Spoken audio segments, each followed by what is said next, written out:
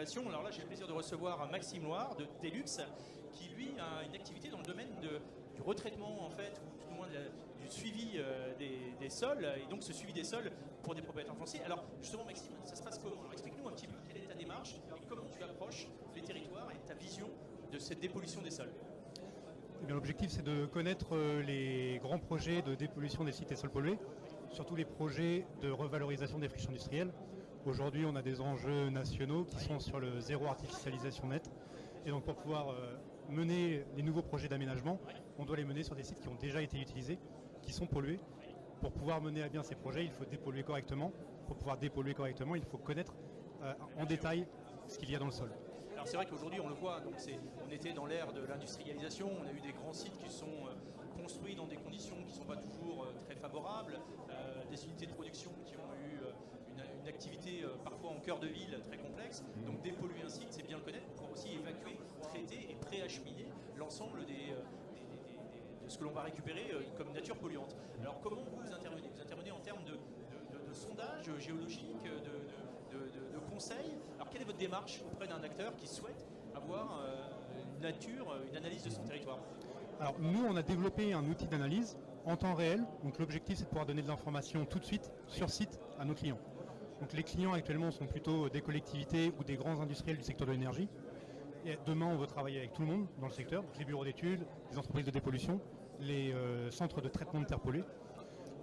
Et donc, ce qu'on donne, c'est de l'information à notre client de deux manières. Soit on fait un diagnostic de sol, donc le client, lui, veut juste un rapport. On peut faire le forage avec nos partenaires. Le carottage, oui, voilà, le carottage. On récupère les carottes, on les fait passer sous notre caméra.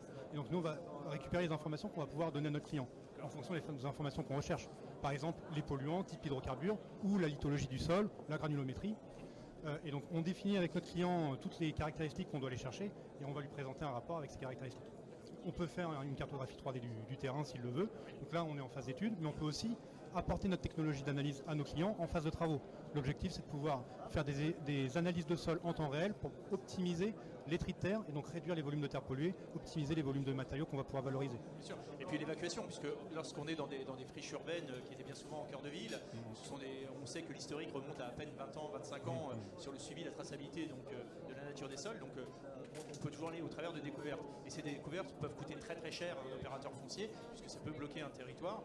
J'ai le cas sur Angers d'une usine qui est partie et qui faisait des téléviseurs et qui vidait tout le mercure dans le sol, avec bien sûr des toitures qui sont relativement dangereuses à manipuler du fait de la nature même. Donc aujourd'hui, vous, votre métier sur l'analyse du territoire, l'analyse du terrain, c'est véritablement de rassurer, mais est-ce que vous accompagnez également sur l'évacuation, c'est-à-dire le traitement sur un circuit court de ces déchets?